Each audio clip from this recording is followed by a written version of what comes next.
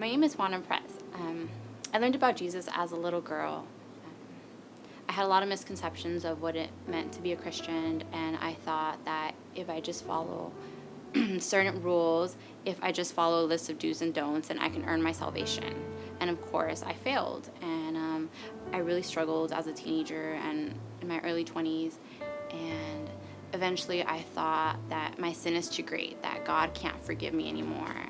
And I remember that I stopped praying, and eventually things just got worse, and I suffered through depression. Eventually the depression turned into anxiety, and I started experiencing panic attacks, and this was a really scary time in my life.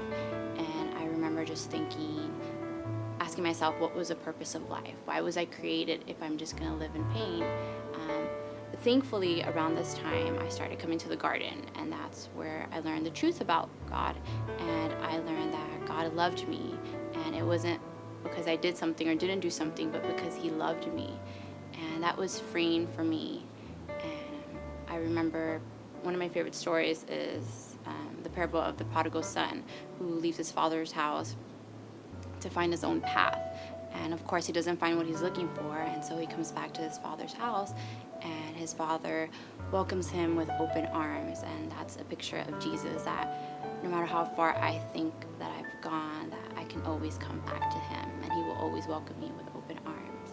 Now I want to be baptized because I know Jesus was baptized, and I know that it's something that he calls us to do, and as his follower, I want to do that.